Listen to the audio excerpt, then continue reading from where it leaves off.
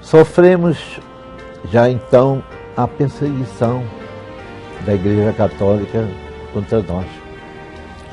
E o padre dizia, olha, não passem na porta desses hereges, porque eles têm um aparelho, um magnetismo, e se você passar na porta, você é atraído.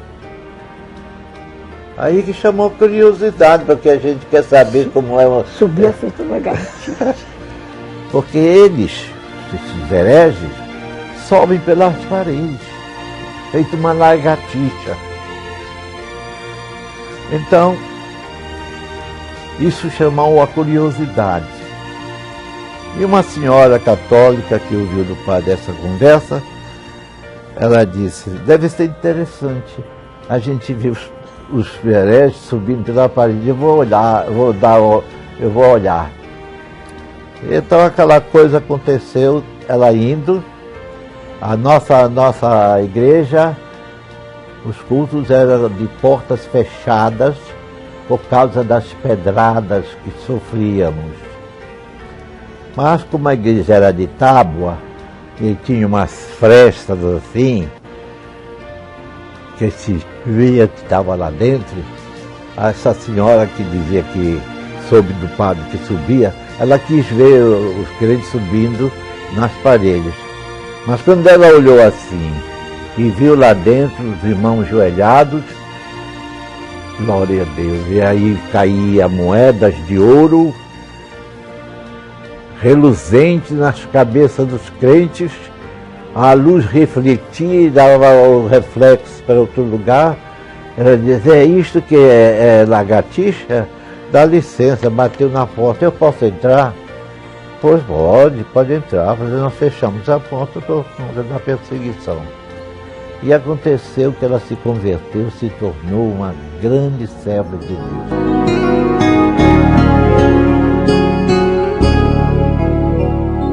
Mas quanto mais perseguia, mais Deus operava prodígios e milagres extraordinários, que era uma coisa estupenda o Evangelho com o poder de Deus, salvação, batismo com o Espírito Santo, milagres de toda espécie que eu nunca tinha visto, Deus falando em profecia e Deus realizando obras importantes. A minha opinião, meu irmão, é a opinião do começo do trabalho. Está tudo mudando. Não está dando continuidade àquilo que começamos. Nós somos um povo unido com o mundo. O Senhor coloca um beberrão, um outro cheio de cachaça ou de cigarro no santuário de Deus, no púlpito, aonde a pessoa ali pode até cair morto, conforme era antigamente no povo de Israel, no Santo dos Santos, no lugar santo, que eu boto gente fedendo, culto de cívico, estava tem que ter um lugar deles lá fora. Aqui é santuário, aqui são homens santos consagrados a Deus que tem que estar aqui no púlpito. Eu era um verdadeiro conselheiro, não podia haver nada errado. Pastor, estamos fugindo dos nossos princípios.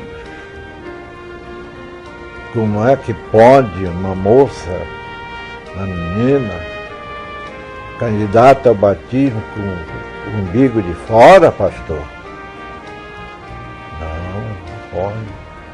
Aquela senhora de brinco, aquela senhora de calça... Saia calça. Nós não éramos assim. Nós tínhamos um culto especial de novos convertidos. Oração e doutrina. Tínhamos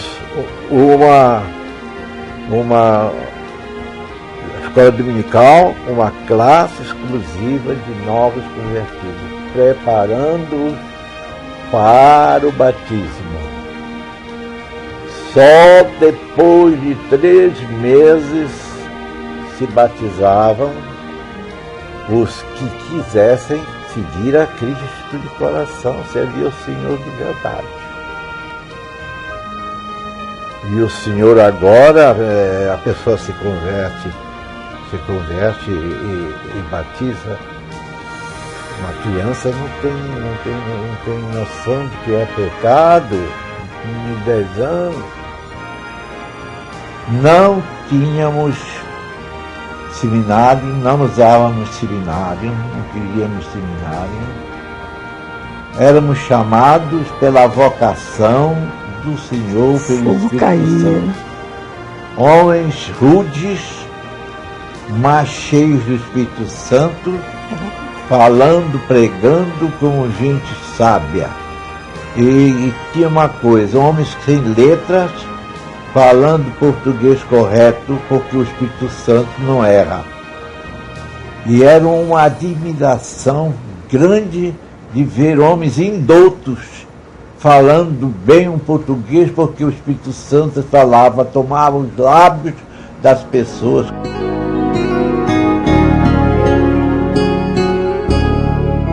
Eu fui pastor assim, escolhido por Deus, chamado por Deus. Depois que eu entrei para o seminário, que tinha que fazer roteiro, mas eu nunca me estribei na teologia, porque eu não precisava o Espírito Santo dizer, não fala nisso não, fala isso. E era tanta graça, tanto poder, que o povo, eu não vi ninguém dormir quando eu pregava. Eu não via ninguém dormir, eu achava interessante.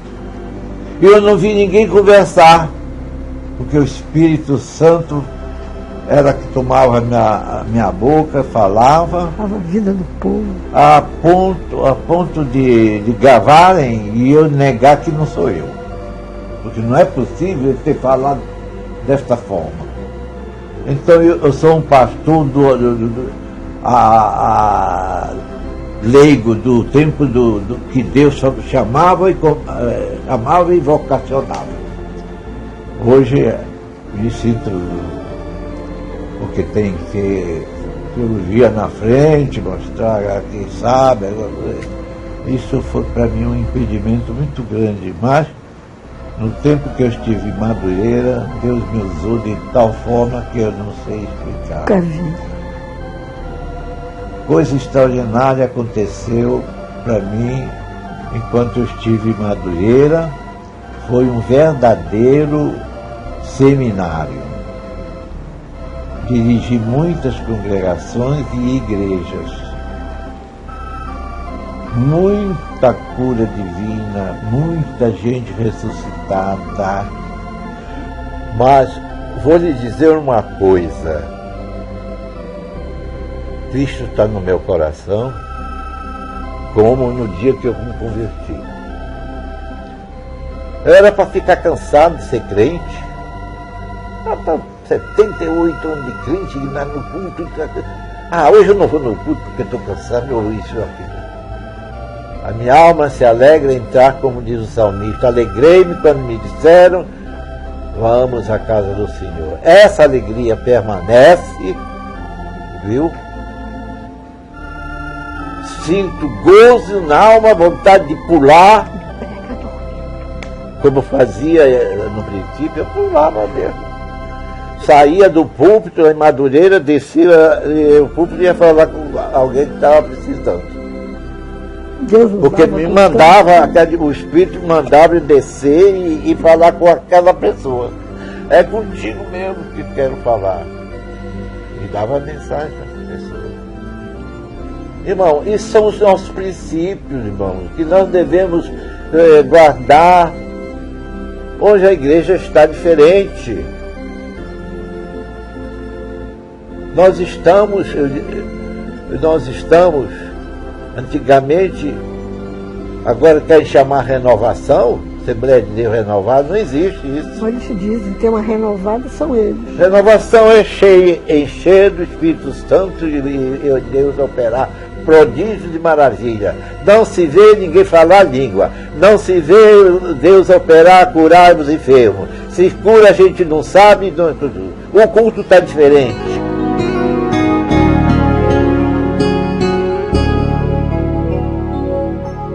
O que vai acontecer está na mão de Deus, um avivamento. Deus falou. Deus falou, vai fazer um avivamento, que Deus na terra vai tomar as rédeas.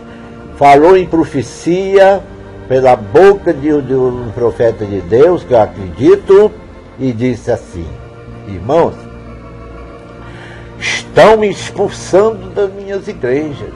Deus falando. Porque o meu espírito não tem liberdade. Então, se não tem liberdade, nós estamos fugindo dos princípios. Estamos sendo uma igreja tradicional. Apenas tradicional. Eles chamam a gente de hoje, nós não somos diferentes do mundo. Não se sabe quem é crente. O mundo e a igreja estão de amores. Aceitamos tudo que o mundo gosta, nós estamos aceitando. Nós éramos tão perseguidos por causa disso. Madureira que está assim. Viu? Nós éramos perseguidos por isso, por sermos diferentes. Você andava na rua e dizia, aquele é crente. Hoje não se pode dizer quem é crente. Você está igualzinho. Filho, está muita coisa. Senta ali. Oh, Jesus Cristo, é isso mesmo. Mas nós temos a graça de Deus conosco de reverter isso, porque Deus vai operar. Esta igreja Assembleia de Deus foi dado o nome de Assembleia de Deus pelo Espírito Santo. Quando fomos expulsos da Igreja Batista em Belém do Pará, Vinho e perguntou a Deus qual seria o nome da igreja que ele ia fundar. Deus deu o nome, Assembleia de Deus. Viu, meu? Tudo foi Deus pelo Espírito Santo, e assim aconteceu tudo isto, esta expansão que ultrapassou já as nossas fronteiras.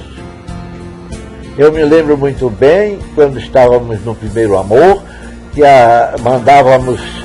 mandávamos obreiros para missões, e se dizia, não se junte com a Assembleia de Deus americana. Tinha uma igreja em Madureira que eu dizia, lá eu nunca vou, lá jamais pisarei, porque de nome de igreja só tinha um nome, mas era mais um clube. E eu dizia comigo, lá não vou, nunca lá não vou. Tinha uma má fama. Não. E de repente chega um pastor de Cataguás e diz assim, irmão Bicho, pronto, o senhor aceita recado de Jesus? Eu pedi, não creio nisso. Bom, se for de Jesus, eu aceito. O senhor não vai ficar naquela igreja que eu já estava há 4 anos servindo. Gente dentro. O senhor vai para uma outra igreja. O senhor manda lhe dizer que não diga não. Tá certo, tudo bem. 8 dias depois chega uma irmãzinha lá de Garden Azul. Irmão Bíblia, o senhor ainda está lá em Gente Dentro? Eu disse, estou lá. O senhor aceita recado de Jesus? Eu disse, se for de Jesus, aceito.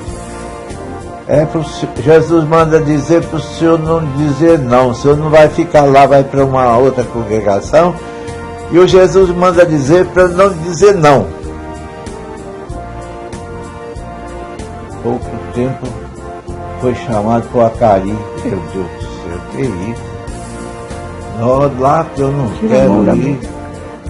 E lá é que eu fui. Irmãos, aquilo mais era um clube. Ali não tinha nada de crente. Só tinha uma velharia de oração, que orava muito lá. Passei 2 anos, 6 meses naquilo sem te converter uma alma. Uma alma. Aí eu comecei a pensar, será que sou eu que o mal está em mim? Eu não quero ficar aqui não. Nunca vi uma conversão. Nunca vi batismo por nenhuma. E eu aqui não é meu lugar. Um dia, era um domingo, a igreja, aos domingos, enchia que não tinha lugar, só os domingos. O coral era um espetáculo, parecia que não era daqui na terra, parecia no céu. O dirigente adultério, os componentes do coral, tudo de mini saia, tudo assim, a mocidade, tudo assim desse jeito. Mas um dia, meu irmão, Deus me tomou, gritei do púlpito, fecha essa porta aí, ninguém entra e ninguém sai. Ah, meu irmão, Deus me usou de uma forma tal, exortando. Isto aqui não é igreja, isto aqui é um clube, isto aqui é fulano para conversar com fulano, ciclano de Beltrano. Isso não é igreja. Me perdoem, mas aqui só tem as senhoras de oração que estão sempre na segunda, na quarta, na sexta, vem aqui para o culto de doutrina, no domingo é essa beleza. Aí o vice me disse assim, olha pastor, aqui os crentes, quando são exortados, o pastor que sai daqui leva uma surra lá na rua. Bendita surra. Levantou-se um profeta de São Cristóvão e profetizou para o povo aceitar aquela mensagem. Falou perfeitamente muitas coisas. Aí houve um clamor, houve um reconhecimento. Ah, meu irmão. Chegou no final do culto, eu tinha que fazer um convite. Como eu mandei fechar em Antônio de Abril, deve ter gente aqui que não é crente. Fiz o convite, 7 pessoas aceitaram Jesus. Não tinha acontecido isso, meu irmão, 2 anos e 6 meses ali, não tinha acontecido isso. Veio 7 pessoas chorando para frente. E eu fiquei abismado, eu disse, meus irmãos, o que é que aconteceu com os irmãos em aceitar Jesus Cristo? Quis saber deles o que era, que aconteceu com eles, porque não era uma pregação de evangelismo, era uma exortação dura, que eu pensei que tudo ia debandar, né? Mas Deus fez aquela obra perfeita. Eles disseram, agora sabemos que Deus está neste lugar. Todos chorando. E tinha um senhor com a mão inchada, que os dedos estavam assim, papuçados, grandes. E ele pediu para orar por ele. Eu desci, orei e ungi a mão dele. Ele tinha um papel para segunda-feira, era domingo, segunda-feira. Ele tinha que participar, ser amputado 4 dedos acima do braço. Jesus curou na hora.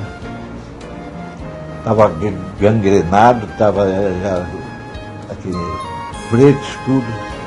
Chegou na casa boa, o homem ficou tão feliz da vida, não sabe como foi aquilo.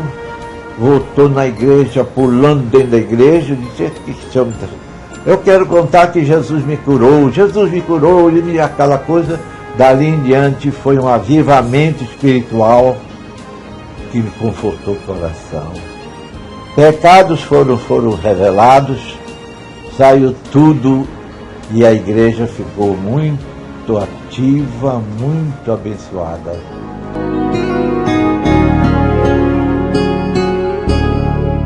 Olha, eu chegando aqui, cheio do Espírito Santo, eu participava das reuniões de evangelização e ia para as praças. É bom que os irmãos saibam que eu fui uma criatura muito tímida, de uma timidez inacreditável, até o batismo com o Espírito Santo. Antes, eu era fervoroso, sim, crente, mas tinha vergonha de andar com a Bíblia na rua.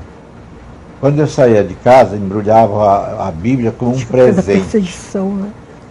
Quando eu ia chegando perto da igreja, eu abria, botava o papel de presente aqui e entrava com a Bíblia na mão. Mas depois de batizado com o Espírito Santo, eu queria andar pela rua com a Bíblia assim, para todos saberem que eu era crente fiel agora ao Senhor, como Deus gostaria que eu fosse.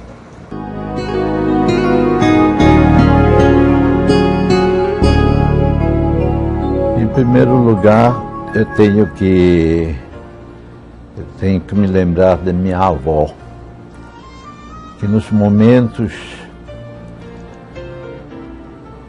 já da sua idade avançada, surgiu uma pessoa amiga que lhe ofereceu a Bíblia, 2 Bíblias, uma da letra grande e outra pequena. E então a minha avó começou a ler a Bíblia. Ela lia a Bíblia alto, o costume dela ler a Bíblia alto, e eu, aos 10 anos de idade, ouvia e guardava também aquelas palavras, porque a Bíblia é a palavra de Deus, e aquilo ficava gravado dentro de meu coração. Um desejo ardente de servir a Deus. E às altas horas da noite, a minha avó chorava copiosamente. Eu me levantava dentro do choro dela e perguntava por que ela chorava. Ela dizia: meu filho, estou velha e estou com medo de morrer. E eu dizia: por que a senhora deixou de ir à Igreja Católica? Meu filho, achei a verdade. Aqui está a palavra de Deus. A Bíblia diz: não farás para ti imagem de escultura do que existe no céu ou na terra ou debaixo. Então, a gente não pode adorar os ídolos porque Deus não gosta, não quer, não permite. Mas você também não vai ao Espiritismo, porque também Deus condena. A palavra de Deus diz que não invocarás os mortos, porque é abominação ao Senhor.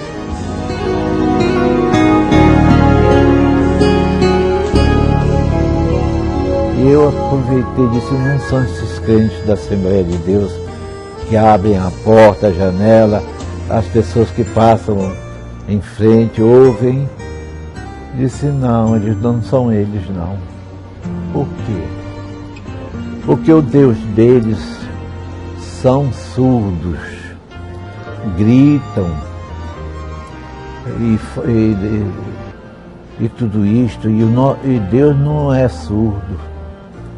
A Bíblia diz: entra no teu quarto, fecha a tua porta e ora ao Pai em secreto, que por certo Ele te recompensará. Eles gritam, eles falam alto tudo isto, então não são eles povo de Deus. Bem, e quem é que a senhora acha que é povo de Deus? Não sei. Não sei.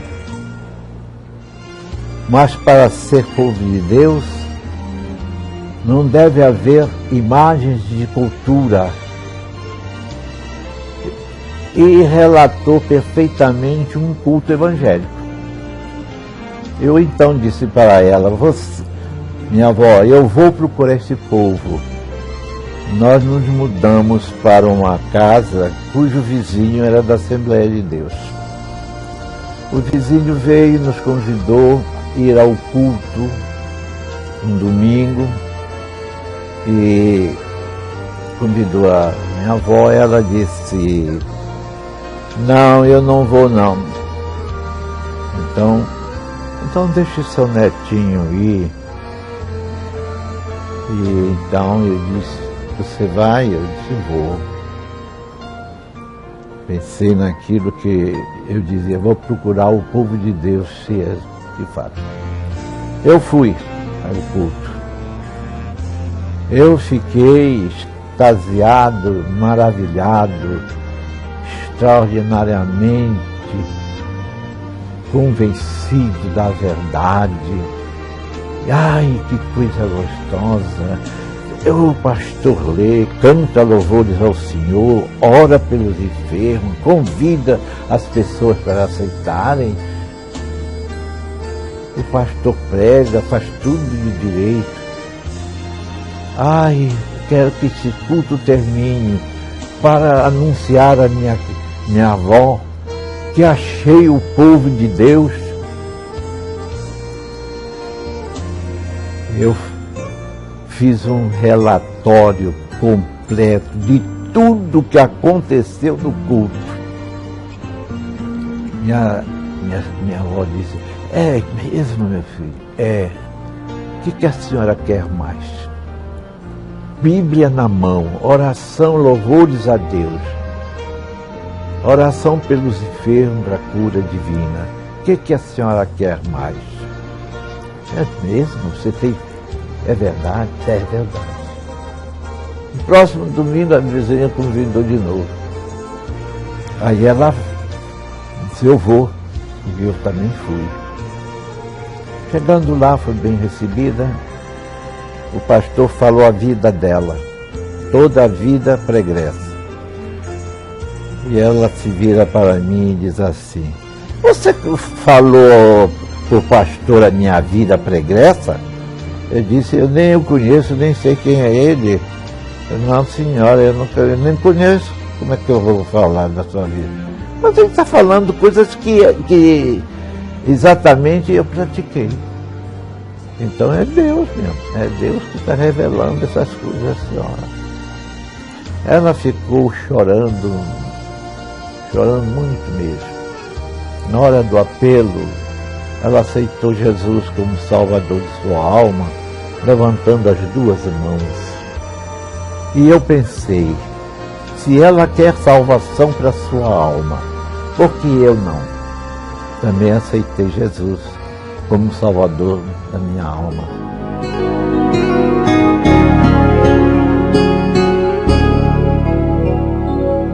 Houve uma transformação radical na pessoa da minha avó, que mais me incentivou a ser um crente fiel ao Senhor.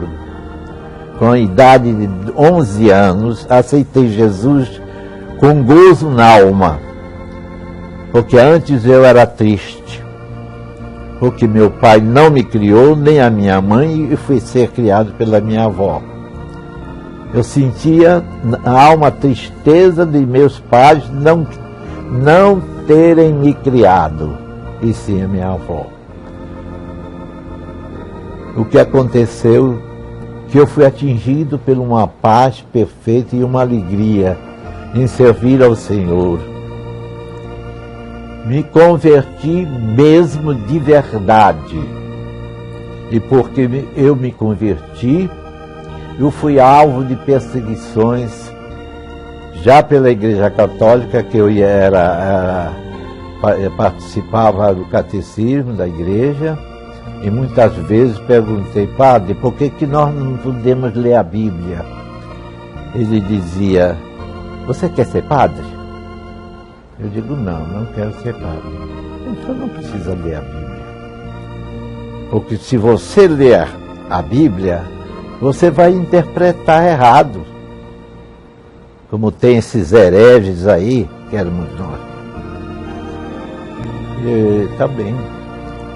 A palavra de Deus entrava assim, com tanta firmeza, tanta clareza. A minha avó também. Eu nunca vi uma pessoa que, lendo a Bíblia, o Espírito Santo esclarecesse melhor do que muitos crentes. Viu? Só faltava mesmo aceitar Jesus, como aceitou, com gozo perfeito. E o nosso viver passou a ser um céu, transformada radicalmente. Uma senhora muito austera, não tinha medo de ninguém, provocava as pessoas, os homens, provocava para briga, gostava de brigar, era uma má vizinha, foi uma má mãe para o meu pai, e se transforma em outra pessoa. E eu nesse tempo me firmei na fé, e quando jovem, então, eu comecei a buscar o batismo com o Espírito Santo, tendo em vista que numa reunião de crianças pequeninas, de 10 para baixo, era culto de crianças, e um dia eu vi Jesus batizou todas elas com o Espírito Santo. Tinha a impressão que eu estava numa floresta vendo os periquitinhos todos ao mesmo tempo falarem, né? Aquilo me trouxe uma vontade tão extraordinária de receber o batismo do Espírito Santo.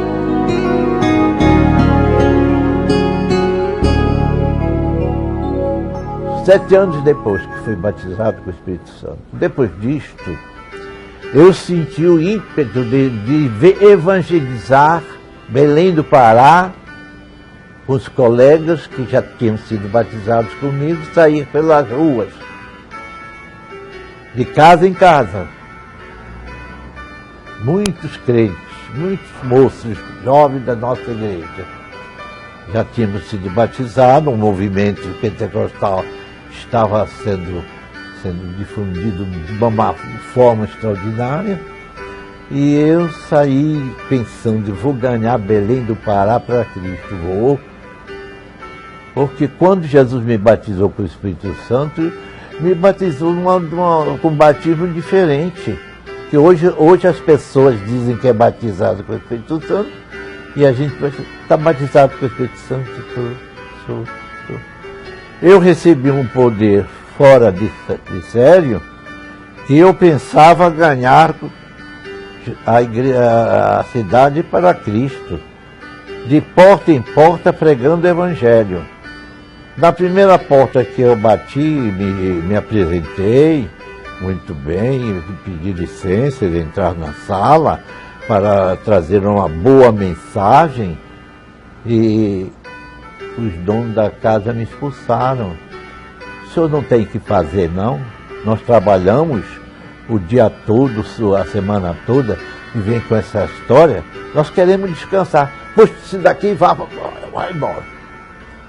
Ai, Jesus, não é possível. Noutra casa batíamos. Deixe-nos entrar na sua sala para trazermos uma mensagem de salvação. Ah, pois não, abre a porta, vizinho, chama a fulano e tal, todo mundo para ouvir a mensagem da palavra de Deus. E aceitaram a Cristo. A gente ia, uns aceitavam, outros não, mas a palavra ungida impactava as pessoas, porque nunca tinham ouvido falar de coisas importantes. Então, era um avivamento que aconteceu, que no jornal do Mensageiro da Paz, em 1936, ou 37, ou 38, está lá meu testemunho. O que aconteceu em Belém do Pará. Em 38 ou 39, saiu também no Mensageiro da Paz, estava na primeira página, os moços, inclusive eu, estou bem na frente, saiu no Mensageiro da Paz. O movimento pentecostal, irmão Nélis Nelson no meio de nós todos, e nós ali na frente, os jovens. E tínhamos uma escola bíblica às segundas-feiras, que dali saíram grandes pregadores do Evangelho. Inclusive eu saí. Olha, uma vez eu estava pregando e eu não senti meus pés no chão, não. E uma irmã estava lá olhando, vendo eu subir, eu não estava pisando no chão. Eu disse para a igreja que se eu fosse arrebatado, que não se escandalizasse, porque o nosso Deus faz maravilhas. Porque eu não estou sentindo meus pés. E eu procurava o chão, não achava. E a irmã estava vendo. Um anjo de cada lado ia levando ele. Me levando. Então eu fiquei, meu Deus do céu, que coisa boa, gostosa.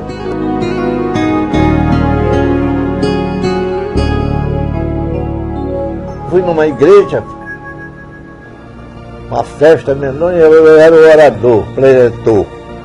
Chegou lá, me deram a oportunidade, o culto acaba 9 horas, me deram 10 para as 9. É uma saudação que eu vou dar. Meus irmãos, é uma saudação. 9 horas termina, eu dou uma saudação. Aí disse, irmão, por quê? Porque este relógio, ele agora é meu inimigo. No que eu fiz, assim parou o relógio. E eu dei uma mensagem boa. De uma hora. De uma hora que o pastor me chamou. Olha o relógio, pastor. Mas não é 10 para 9 ainda? Era 10 para 10. Aí que começaram a dizer, olha, não convidem aí um pastor que ele para relógio. Essa foi notável. Não convide fulano e tal, que ele para relógio. Ele de vez em quando olhava para o relógio, 10 para 9. Essa me ajudou muito. Toda vez que eu extrapolava o horário, ela falava, Porque Madureira não pode falar muito, eu observei. Só fica só observando.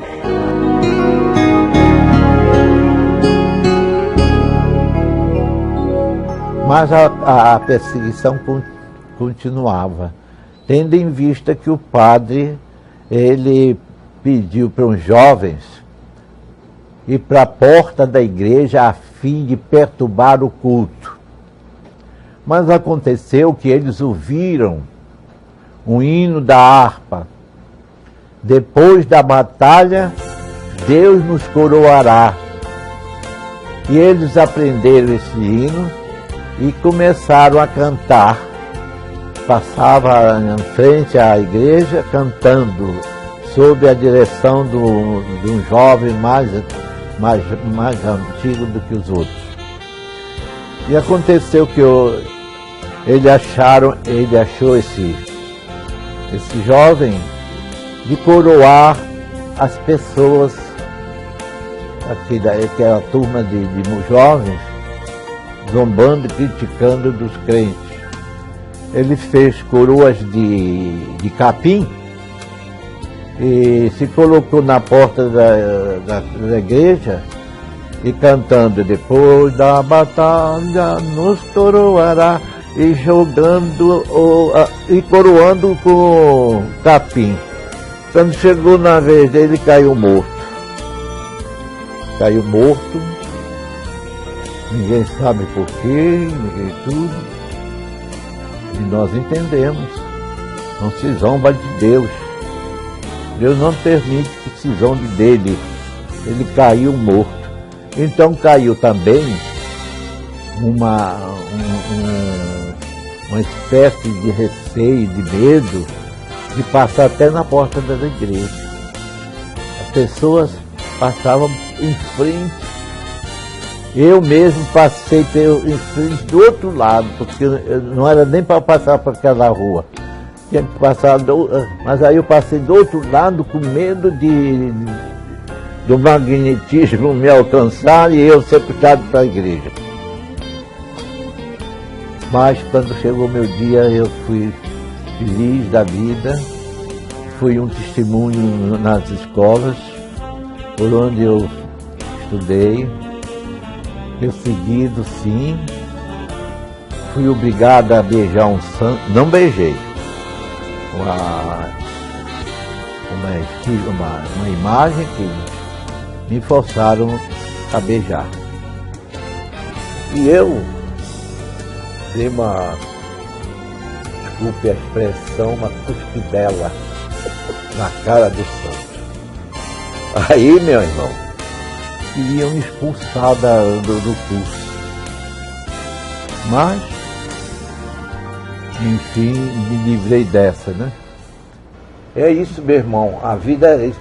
Mas sempre servindo o Senhor. Sempre servindo ao Senhor.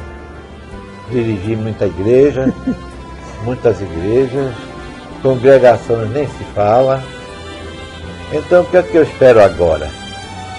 A coroa da justiça, que o justo juiz divinal há de me dar a mim, não só a mim, mas aos irmãos, a todos que perseverarem até, que amem a vida do Senhor. Amém? Amém.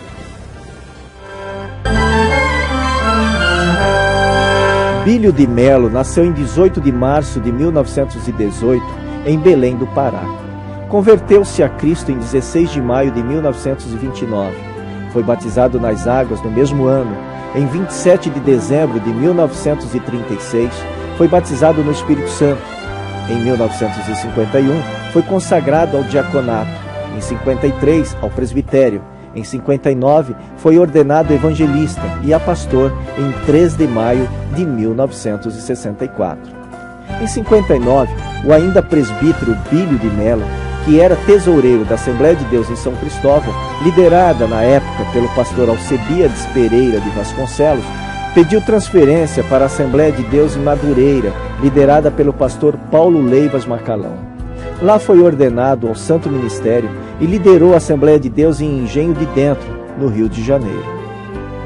Sua esposa, irmã Elci Nobre, é filha de Adrião Nobre, um dos primeiros crentes das Assembleias de Deus no Brasil, e é sobrinha do pastor Adriano Nobre, um dos pioneiros do movimento pentecostal brasileiro. Fluente em inglês, foi Adriano Nobre quem ensinou português aos missionários Gunnar Wingren e Daniel Berg. Foi Nobre o primeiro a levar a mensagem pentecostal ao estado de Pernambuco em 1916. Irmã Elci foi um dos primeiros membros da Assembleia de Deus do Rio de Janeiro, fundada por Gunnar Wingren. Ela conviveu na sua infância com os filhos do casal Wingren e da família Brito, bastante influente no início do movimento pentecostal fluminense, tendo em sua trajetória nomes como o pastor Silvio Brito, que chegou a liderar a Assembleia de Deus em São Paulo, e a irmã Zélia, que tornou-se esposa do pastor Paulo Leivas Macalão.